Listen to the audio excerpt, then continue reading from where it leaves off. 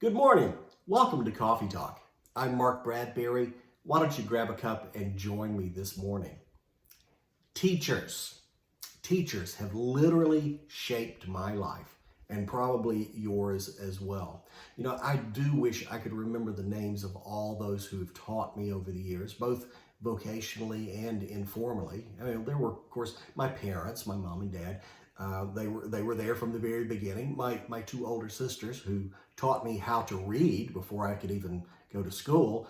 As a matter of fact, all three of my sisters have been professional teachers in their careers. And my daughter is a high school band director in Texas. She's taught me a few things as well. I do have a high respect for teachers, but you know, all the names I can't quite remember. You know, there were nursery workers, people who changed my diaper, who sang nursery rhymes to me, who read books, who taught me about basic love and sharing. There was Mrs. Gillum, I think, in the first grade. There were two Mrs. Wrights, one who taught me Latin in high school and another who taught me math. There was Miss Kirby, whom I had a childhood crush on, to be honest with you. Mr. Mims taught me business skills and how to type on a manual typewriter. Mr. Fowler taught me chemistry and physics and general science. And Mrs. Talbot, who taught me geometry and trigonometry. You know, and there were others, you know, maybe more well-known names that you might be familiar with who taught me as well.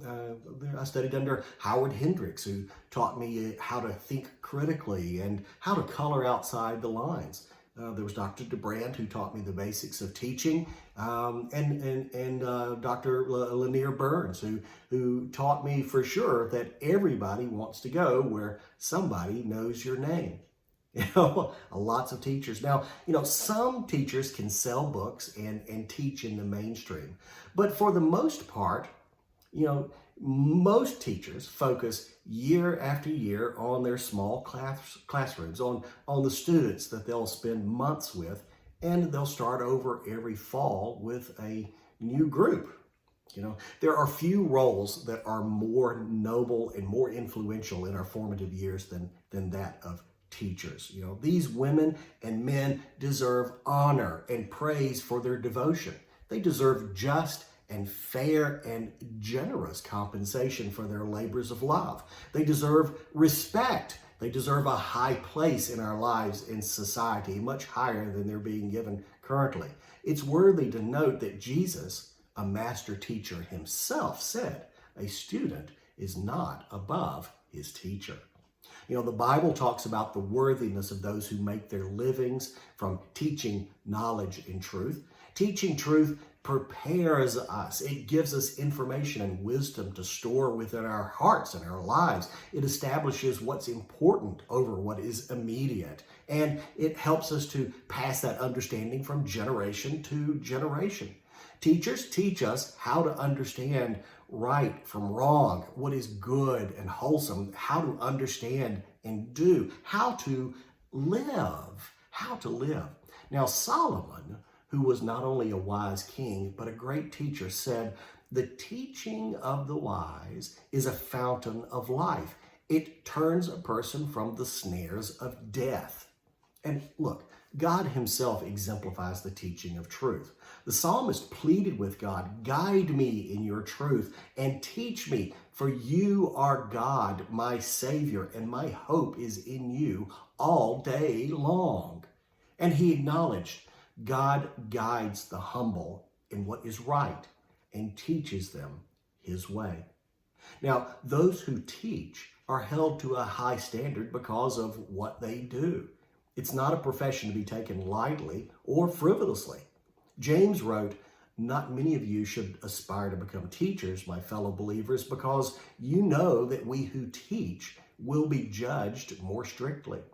And it's not just a bit of advice for those people who are in ministry. No, it applies to anyone who would stand before others and purport to represent and teach truth. You know, and there's a dire warning that goes with that too.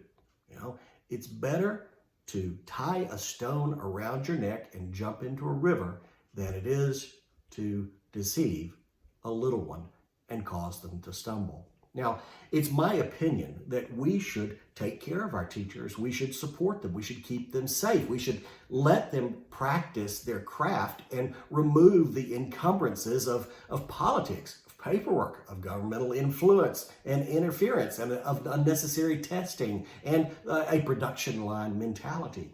You know, education is not a production line. We are growing people. We are growing human beings, and they will hold the future in their hands, and they need to be creatively and individually equipped in order to live and laugh and grow, and then to teach the next generation and the next and the next. Now, here's one of the best descriptions of a teacher you may ever run across. This is from the final verses of Ecclesiastes. It says, "Not only was the teacher wise, but he also imparted knowledge to the people. He pondered and he searched out and he set in order many proverbs." The teacher searched to find just the right words, and he wrote what was upright and true. Go hug a teacher today. Write them a thank you note. You know, pay them what they deserve. And if you're a politician, get your hands out of the classroom and let the teachers teach so the learners can learn. Enjoy your coffee today and maybe share a cup with a teacher.